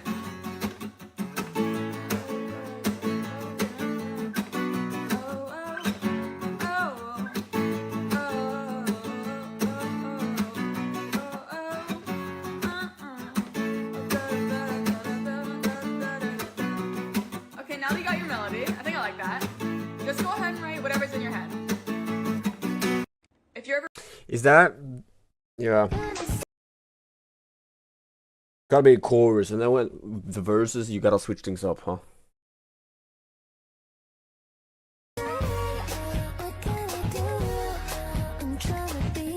Girlies, slay. Some random person told me. Do you have any idea how much?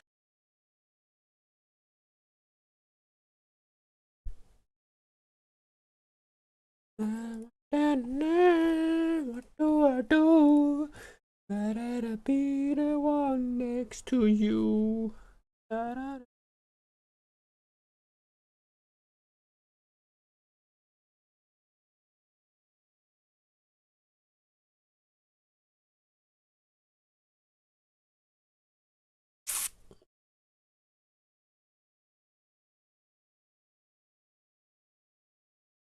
Edison King has had massive breakthroughs in their anti-bot defense in his discussed with Pyrosoft. Don't want to speak too soon, but 3-4 days ago we got some massive wins on that front. We're gonna wait to see final result. I've actually had a really good experience. Like once we got our bot detection running, that was like the first thing I had to do. So, but that is the toughest thing to beat, man. That is always going to be so difficult. I don't want to speak too soon, but 3-4 days ago we got some massive wins on that front, and we're gonna wait to get see the final results. But some really big wins on some of the Twitch needs that as well. we were struggling with, and I don't want to say anything because I might Sadly, that's the norm nowadays, isn't it?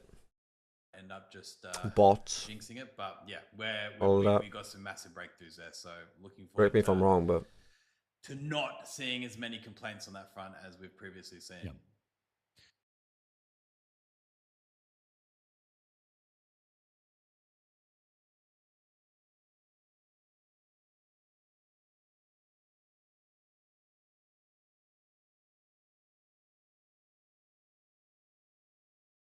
Chad, have you seen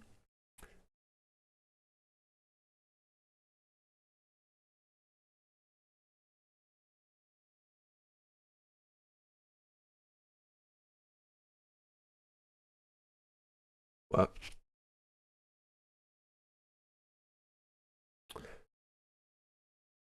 I don't know what I was gonna say, but I was gonna say something.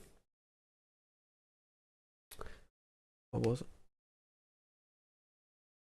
Typical me, man.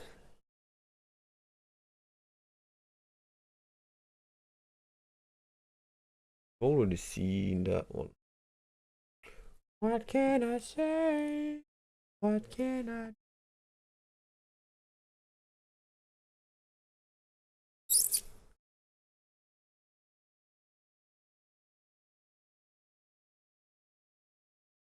Chat. If you take one PC component and look like that.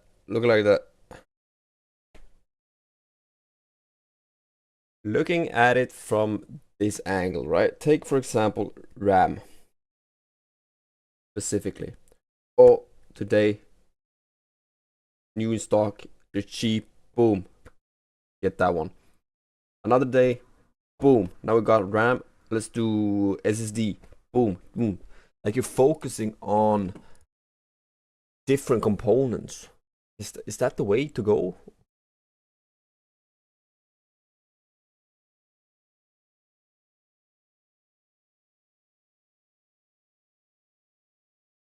Or no?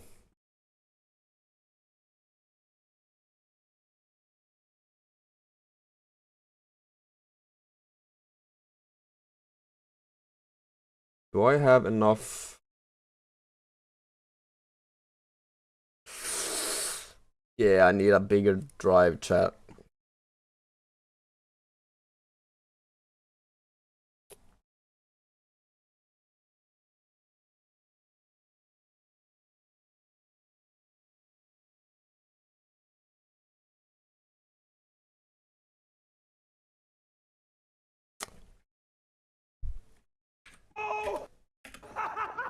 See.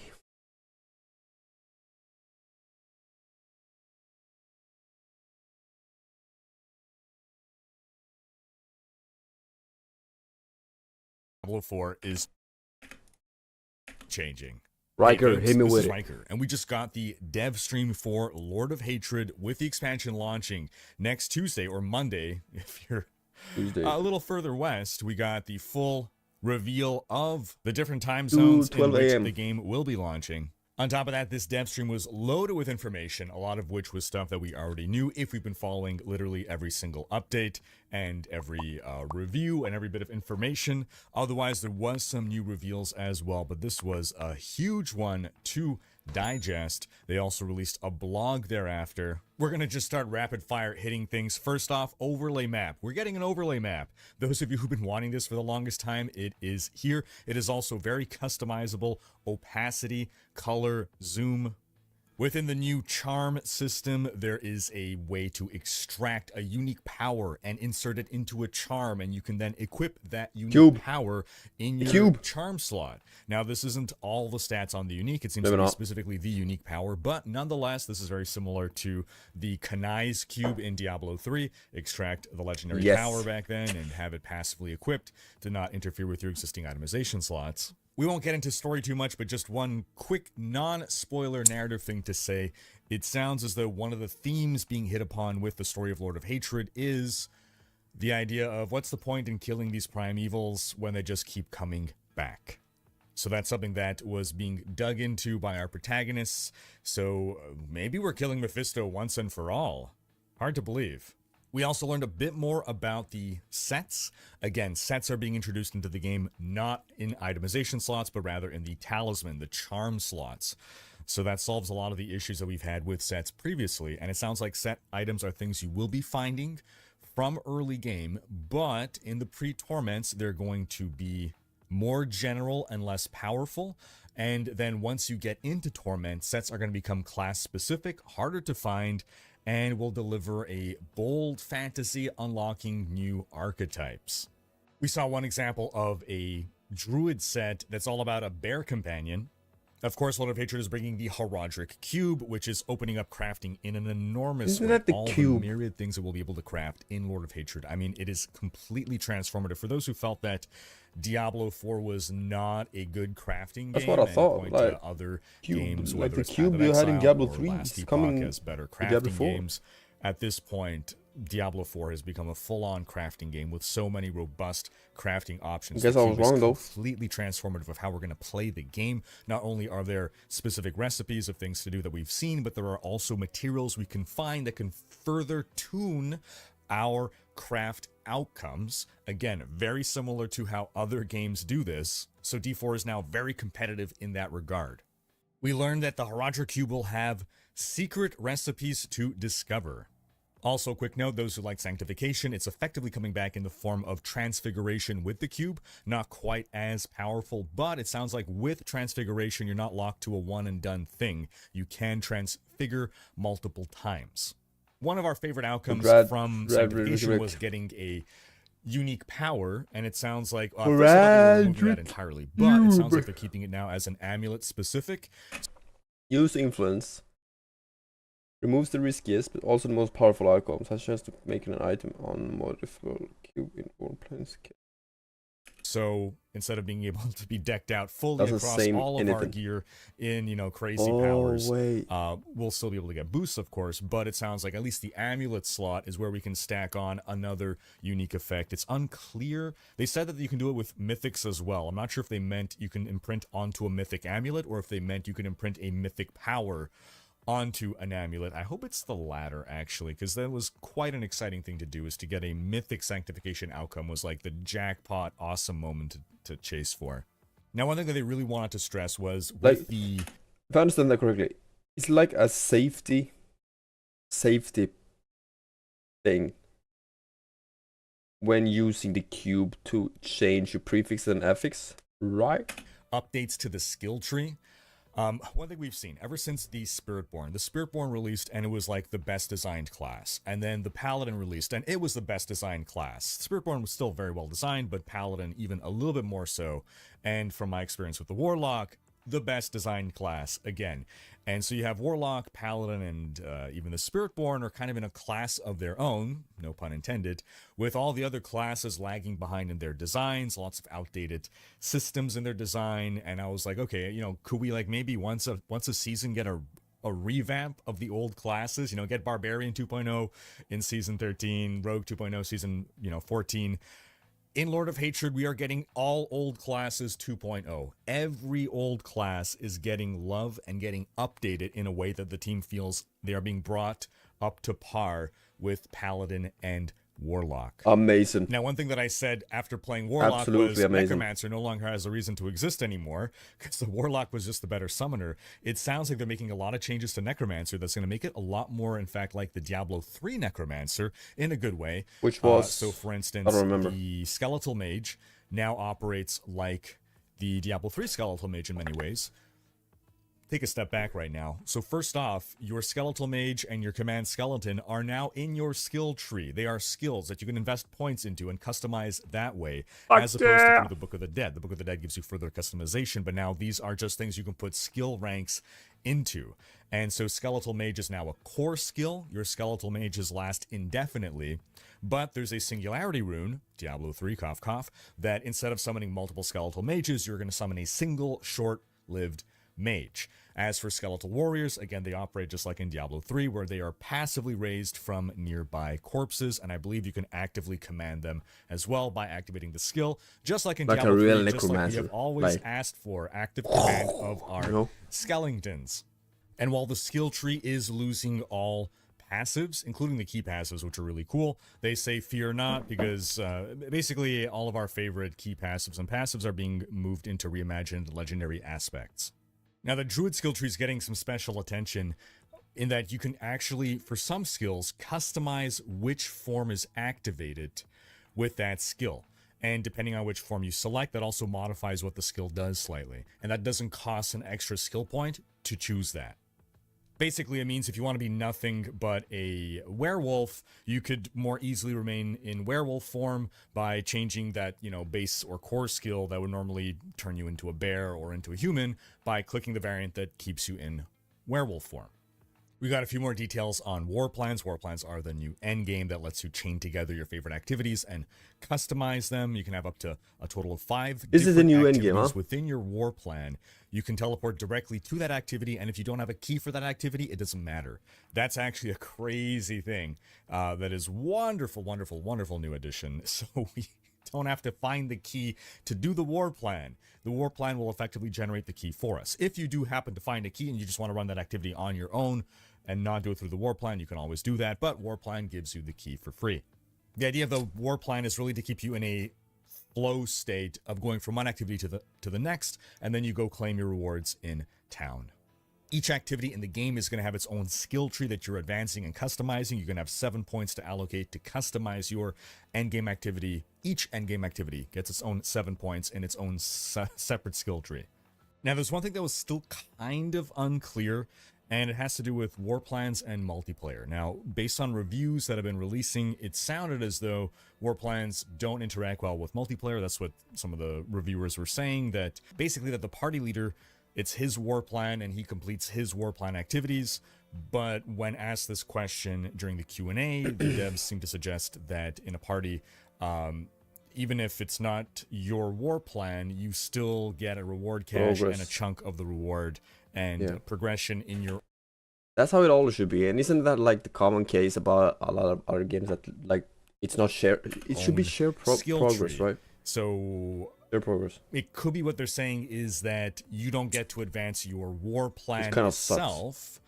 But that's what you want to do, right? Nonetheless, progression in your activity tree, which sounds like a fair enough compromise. So I don't know if this was a change that was either made immediately after the reviews came out, or if it was maybe the reviewers didn't quite understand that they were still getting a significant reward.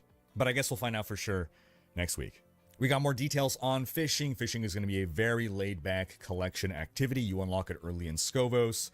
It's apparently more fun with friends because you can trade your fish with each other. It's really just like a collection activity. There's like no point or benefit to doing it. It's just if you want to engage with it, you can. It's not intended to be enforced upon everyone. And it sounds like you can fish anywhere where you would expect to find fish, and even some places that might surprise you. That they even hinted at the end, who knows what else lurks beneath the sea, so I don't know what to expect from that. The level cap is being raised from 60 to 70. The Paragon cap is not increasing from 300. They do expect more people to reach the cap. What else can you do with the fishing, though? Moving forward, with all the changes being made, there are more Torment levels up to Torment 12. Do check back tomorrow for an interview in which we discuss Torment 12 and what this means for the game. The loot filter that they're adding is super granular, very customizable. You will not see anything appear on the mini-map, however. You can't customize that, but you can really dig down into filtering things out. They are removing the auto-salvage of white, blue, and yellow gear at higher torments because now there is a purpose for all of these items to drop. They can serve as crafting bases within the cube. Of course, you can choose to filter them out with your loot filter if you want to. Salando. They've even added pathfinding as an option. If you don't want to have to be looking at your minimap, you can have little dots on the ground to follow to take you to your objective. Now, it sounds like the Season of Reckoning is launching at the same time as the expansion, but that there's no season theme. So it sounds like, I think it was what they did in Season 4 or 5, where there was no content specific to the season apart from the season rank. They're actually giving us an even bigger season rank. There's like, I think, 2 additional ranks to go through. There's like over 100 objectives or something. I totally don't mind that there's no season theme because we already have so much new stuff to experience. To toss a season theme on top of that would be a bit overwhelming. And the devs are saying that with the amount of stuff in the game now and the number of different permutations of builds and of war plan and game customization, that it is effectively impossible to try out all the permutations of different things that you can experience in just one season. On unique items, they have reduced the number of always fixed affixes. I actually don't like this, but we'll see, I guess, how it plays out. So uniques aren't unique anymore. Uniques have their unique power, but it seems like the affixes, maybe some will be locked, but a lot of them can be randomly generated. That means more fishing for uniques. However, now we can temper onto uniques as well as onto mythics, so that's interesting.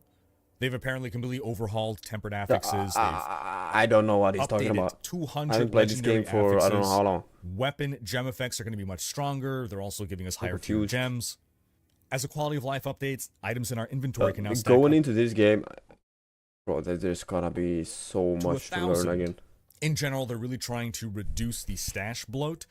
I'm glad, because I was really getting concerned seeing all the new crafting materials we have for the cube, thinking that this was going to become a giant nightmare, but they're actually doing quite a bit to reduce stash bloat. So they're reducing the number of lair keys, for instance. All lair bosses now use the same lair key, and all greater lair bosses use the same lair key.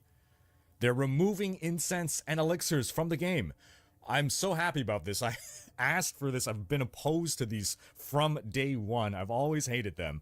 And to account for the loss of that, they've upped the amount of XP we get from monsters. So basically, incense and elixir is mostly used to just get more XP. So now we're just going to get more XP without having to maintain that. One great thing about the loot filter, you can indeed. They've built the functionality to export and import loot filters. So if you don't want to go through all the trouble of customizing one, I'm sure you can go to maxroll.gg or your favorite website and just download and install a loot filter. And you're set. Every lair boss will now have its own dedicated pool of uniques. So it sounds like there's no more overlap. The Butcher's being added as a greater lair boss. Bartuk and Astaroth are being added as regular lair bosses. Lord Zir is now 1 click away instead of the 2 clicks away. Runes have been streamlined. They've gotten rid of a lot of the runes that no one uses. So now, again, something I've been asking for, all runes now fit inside the consumable inventory. There's no more overflow. That's great. And runes have also found their way into every single cube recipe. So just in general, across the board, they're trying to give us more ways to use all the ththings that we find so that we're not like, well, have nothing to do with these, blue tributes. Now you can upgrade blue and rare tributes into higher rarity tributes. So the design philosophy is to encourage us to make use of everything we have and not just hold on to it and hoard it infinitely or drop it on the ground and have nothing to do with it. They have massively overhauled the pit. Every pit now is 5 floors. I'm super happy about that. They've redesigned how the pit levels generate, so the layouts ought to be a lot better. They seem to be informed from the tower, and I love the layouts of the tower map, so that's great. There's going to be fewer dead ends. Also now, nearly every environment can spawn as the pit, including outdoor environments. There's new layouts in the pit that you won't find anywhere else in the game. They've removed death and resurrection penalties from the pit. Almost every variant of monster can now be found in the pit. Progress is going to scale better. Tougher monsters will give better rewards. Treasure goblins can invade the pit and they can drop loot. So like now sometimes you can get loot to drop in the pit. The boss will now spawn on top of you once you fill the progress meter, just like in Diablo 3, just like in the tower. And they've also brought in the roster of bosses that were added just to the tower. Those can now spawn in the pit. I miss so much. So overall, for those who found pit like monotonous and boring, it sounds like so many updates have been made there. And again, check my interview tomorrow for even more details on the pit. Okay, I get it. For the tower, they've settled that the tower is only going to release a couple days after a season starts now going forward, to give a couple of days time to fix anything that's immediately broken. So it sounds like they want the tower to launch on Thursdays if the season starts on Tuesdays.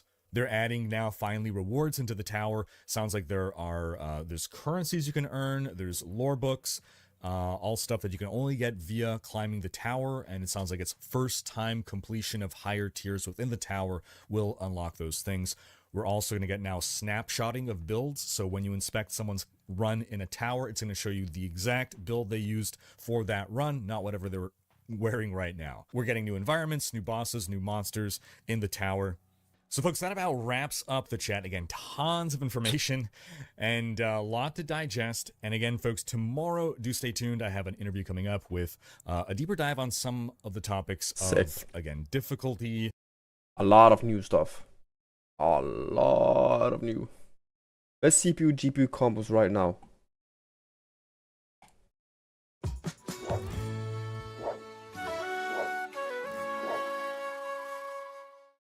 Veckans deals är här. Elgiganten. Välkommen till Elgiganten. Okay, so you've decided that even with the current uncertainty around PC part below. Now, before diving into the top CPU and GPU combos right now, it's worth making a quick point about the current state of we go. I'm going to start off with my cheapest combo first of all. And at launch MSRP prices, this has a total cost of $409 US. I'm glad to report, as you can see, that the current price of this combo is actually below MSRP, which is something we're going to discuss in a moment. Now, I'm calling this combo the combo that I really don't want you to buy, but Best combo for 1080p. But what if you've got a bit more money to spend and actually want to see what I would class as really good value for money? Well, that's where my next combo comes into play, powered by what could be a controversial GPU choice. There could be a lot of that in today's video, so let me explain why I'll be recommending the RX 9060 XT 8GB card paired with an AMD Ryzen 5 5500. Now, I'm sticking here with the last gen CPU to give you access to that cheaper DDR4 memory and combining it with AMD's cheapest GPU.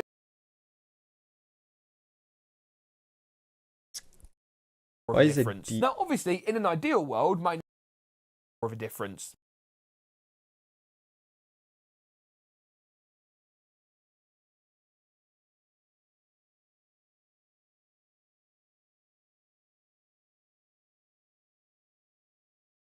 Which one is it I'm looking at?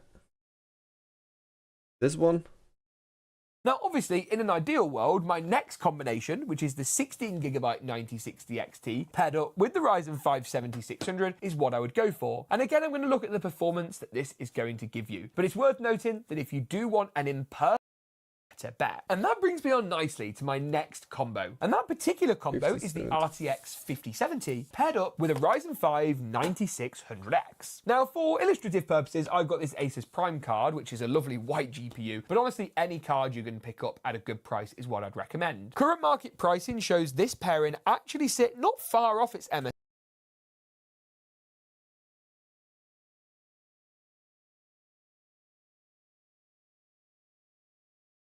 MSRP of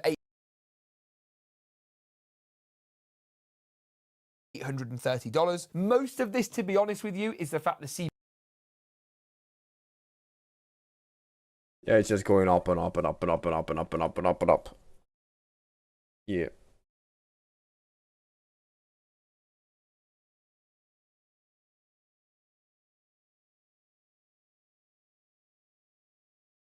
Right, chat. I'm gonna head off. Do the short little stream. Doing some random stuff.